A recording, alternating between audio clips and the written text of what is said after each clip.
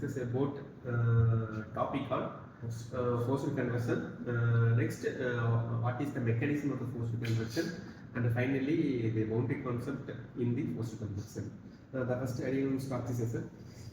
So while coming to the introduction, convection is the process of heat transfer between a solid surface and the fluid in the nature. So the fluid always will be in the motion. So it can be differentiated into two types, such as natural convection as well as the forced convection. In the natural convection, the velocity will be less in the variation side, as well as in forced convection, the velocity will be high, where the external partition or external means will be imparted towards the fluid. So mechanism of the forced convection will be defined, expressed by the Newton's law of cooling. So convection heat is complicated since it involves in the fluid convection and heat conduction as well. So the fluid motion enhances the heat transfer. So now we are going to see about the example of the forced convection. So here, as he said, the term is a forced convection. Convection means, we all know that the convection is the transfer of heat, which the fluid will be transferring the heat from the object to the some other surfaces. So here, while coming to the forced convection, the any of the fluid which is certainly passed in a certain velocity, that will be forced to pass through a heated object, whatever the object surface. When the forced air or some fluids, when it hits the object, it will have initially it has a zero velocity, but going on, when that hits the surface and goes on, the velocity will be increasing in the fluid. At certain point, the velocity will be at its maximum. That maximum velocity is known as the boundary of the forced velocity. So now that's the indicated here. So this is the forced convections examples like that.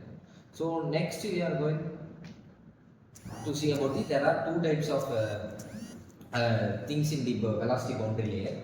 We call them in two types. One is laminar region and another one is a turbulent region. The laminar region, which means the convection of velocity which goes constantly, is known as laminar.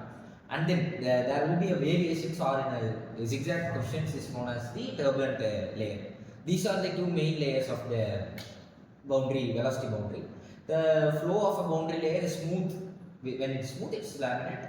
And when it turns, it has leading edges. They are all turbulent. So as we saw the movements in the turbulent and the forced convection, there are non-dimensional groups, which is like the Nusselt number, the Reynolds number, and what is that? Random number. Yes. So random number. So here there are so in a hot plate, the airflow is done. As our friends say, if it hits, it is called forced convection, and if it is going flow in smooth, it is called laminar and turbulent. So how to find the airflow is laminar or turbulent? So if we have Reynolds number called Reynolds number, which is 5 into 10 power 5.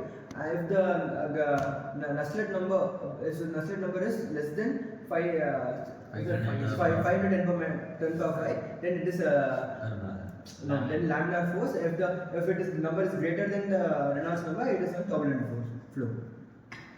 Finally, that's conclude the session. So coming up to the summary, we have seen about what is forced convection and the natural convection. As our friend Hari had said, forced convection is of two types. One is laminar and the turbulent flow. As our colleague said, turbulent, the Reynolds number can be found in the terms of 5 into 10 to the power of 5. If it is less than 5 into 10 to the power of it is laminar. 5, it is known as laminar flow. If it is more than the 10 to the power of 5, it is known as turbulent flow. And we can see that in between range of the value, it is said to be as a transition flow. Okay. As also we can see about the thermal boundary layer. It is similar to VBL, and TBL develops when a fluid at a specific temperature. Okay. Come back side.